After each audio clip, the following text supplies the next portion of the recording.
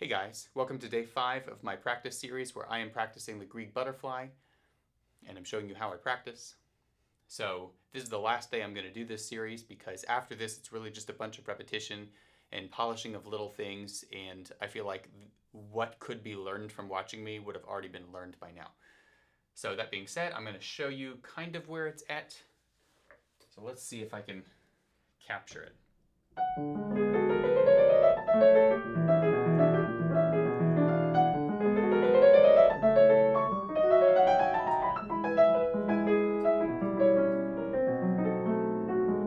You'll have to excuse the little errors.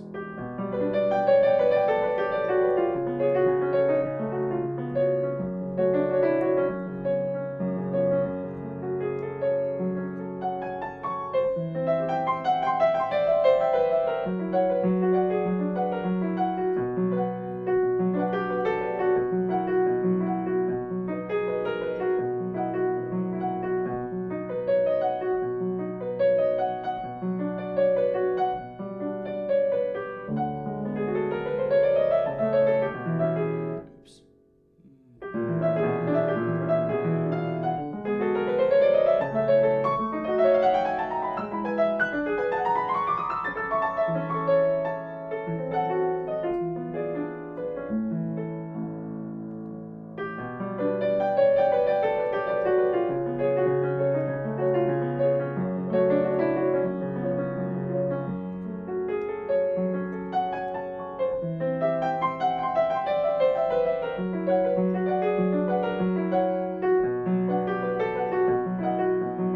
Oops.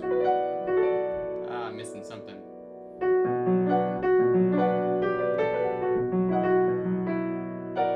That's what it is. Okay.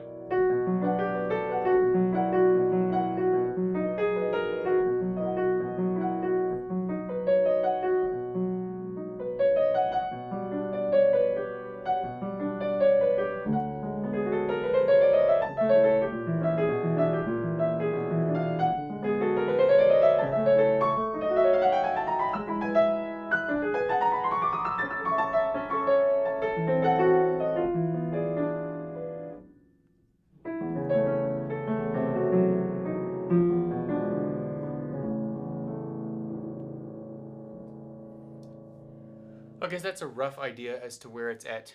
You might notice that, especially the past 2 days, the tempo on it has really been able to come up.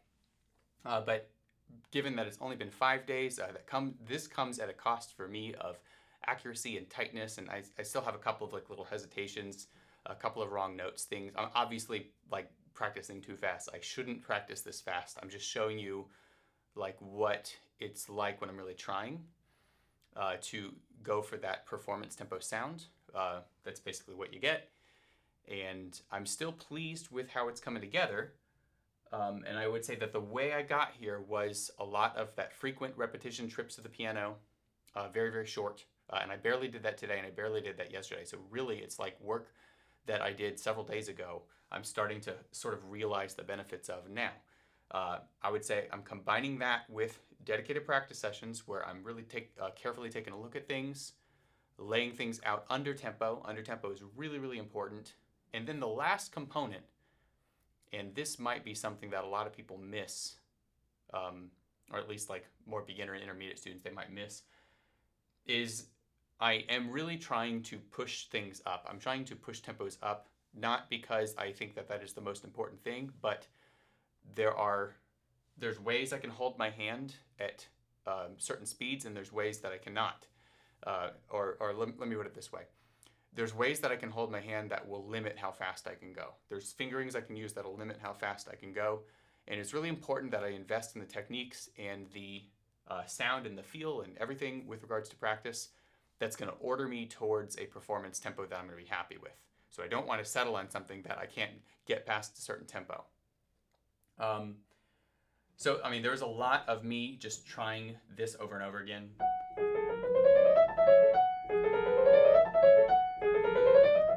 And then the next one. And even those aren't like perfectly clean, but that's an idea. I'm just sitting there drilling in. I'm really taking a look at it. Like my fingertips. What's the sensation of each of these notes? How high am I letting the fingers come up before I'm sort of like resisting against that? And that's when all of these things work in equilibrium, that's where the tempos can really, really take off. And then there's one last little trick that I want to mention that is enabling me to make this sound the way that it sounds. And maybe some performers are doing this, maybe not, I don't know. But I'm not really going like full tempo right at the beginning of the chromatic scale. I'm sort of easing into it. I'm doing that on all of them. I actually feel like this piece makes great use of rubato in general, and like sort of feathering your way in, feathering your way out, and having a more fluid sense of pulse. So I found that that has been really helpful. So like for example here. So obviously a little less dramatic than that, but that's all very easy to do fast.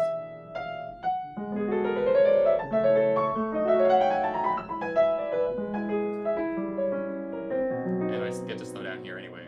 Anyway, I'm messing up now, but that has actually been really, really helpful, is realizing that out. So I could sort of ease in on all of these chromatic passages and ease out. And every passage, every new section I get to ease in, I actually feel like that makes it sound better, more pianistic, and it also makes it a lot easier. It makes it so much more accessible to me. If I had to be like exactly perfectly in time with the, you know, the learning curve of that would definitely be higher. So I'm still having some cleanliness issues here, which you probably can't hear at speed, but if I slow it down. Sometimes I just have issues with those chords sounding at the exact same time. So that's something. And then here, same thing. Those are all fine. Sometimes I mess up on this part. Right, like right there. Sometimes I forget that that D is supposed to stay natural. Because then it gets sharp here.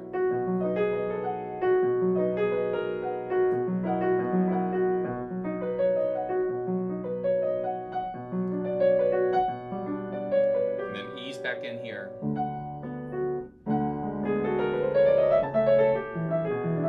I'll do that again. Yeah, well, I lost it.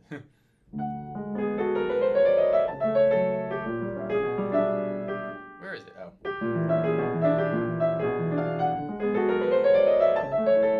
Turn the page.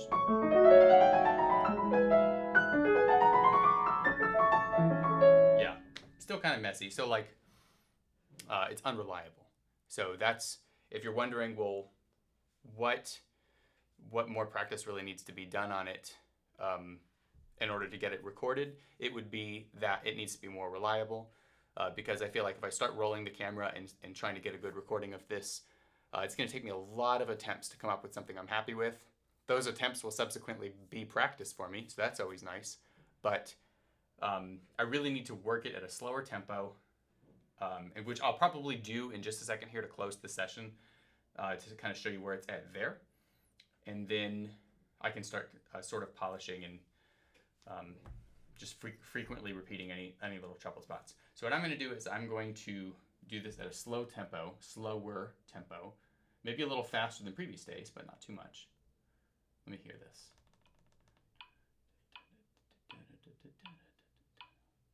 So this could probably be considered about like 75% tempo-ish. It's like 80.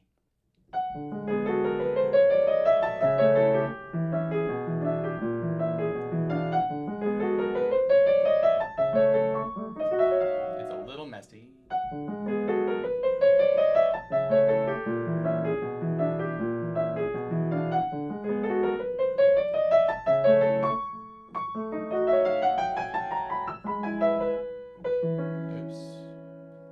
Transposition issues here.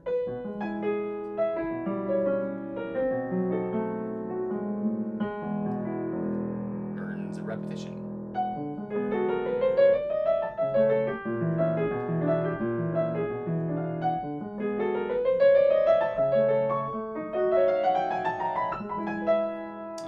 Forgot it again.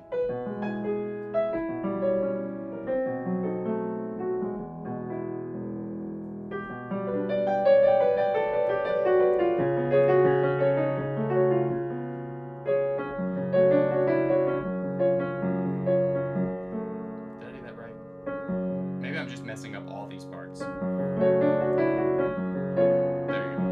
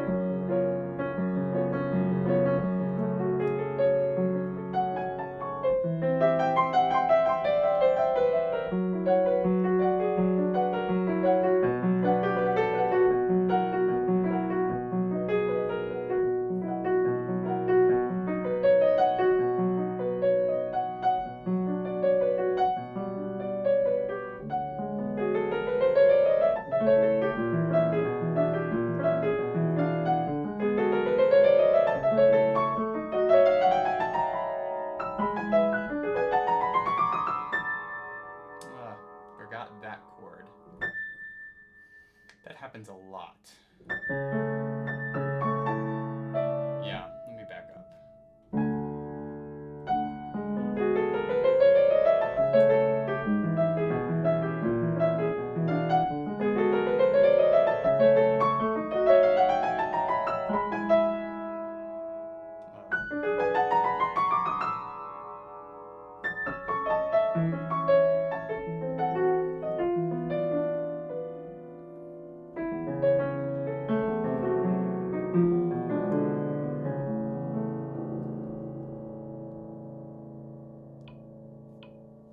Need to be honest. I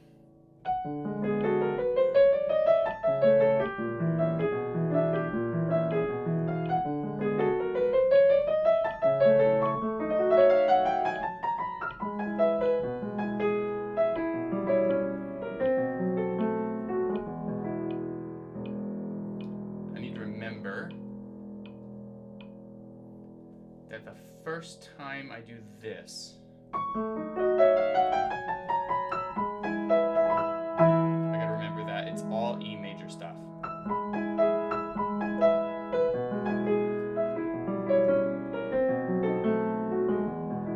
And then the other one is A major stuff, right?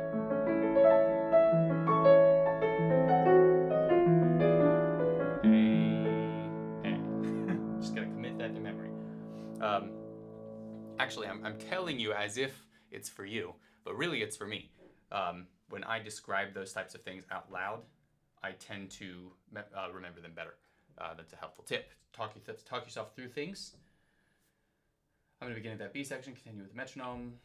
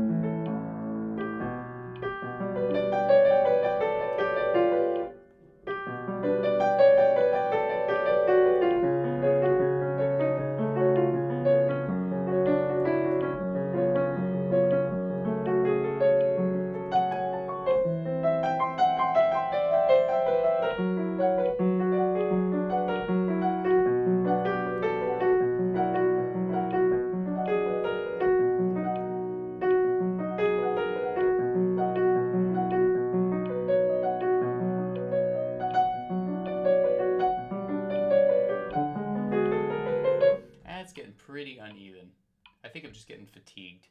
So I am going to slow it down. I'm going to pay attention to some of these inner parts. What I might do, let me pay attention to all of the parts, all of these parts.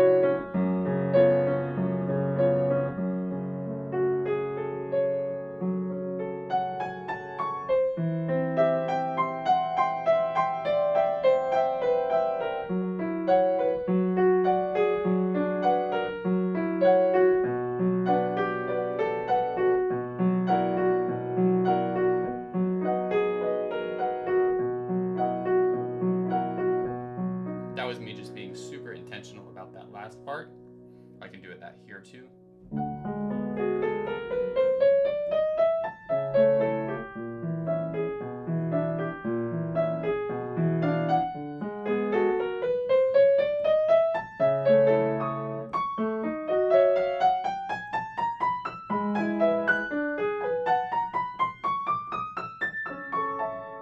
I probably could just rep these.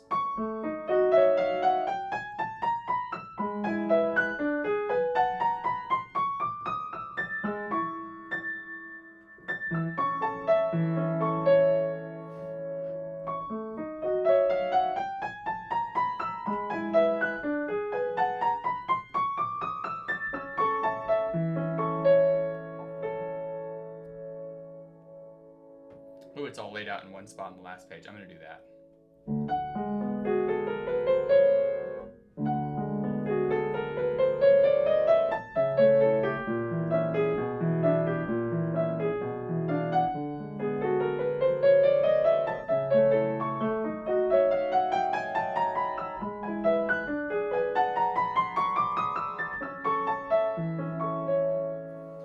So that feels like the more I do it, the more I'm sort of getting warmed up, and the easier that comes. And then it's easier to go fast.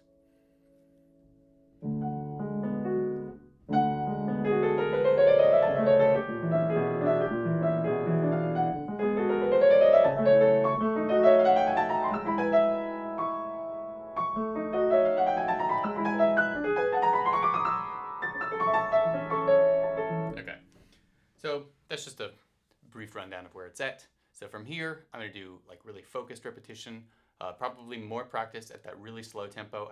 I might use a metronome. This is where it's really helpful to use a metronome because my tempo really, really naturally wants to climb. But there's details that sometimes I miss unless I'm below a certain threshold. So I will find that threshold, probably around 80 or 70, and practice under it and try to be really honestly focused about that. And then once I feel like I've let that settle, maybe for a couple of days or whatever, I'll let the tempo come up again, and maybe I'll let it stay around 100 or so, and then ultimately maybe 110, 120, and that's probably where I'll end up recording the piece. So I hope you enjoyed this series. If you want me to do this again for like another piece, or if you want any other kind of content relating to this type of thing, please let me know. And I might try to do like a time lapse or something. I might try to take some clips from these videos and put them together. If I am able to do that, I will also post that as well. So anyway, hope you all found this helpful. Stay tuned for more content, and I will see you in the next video.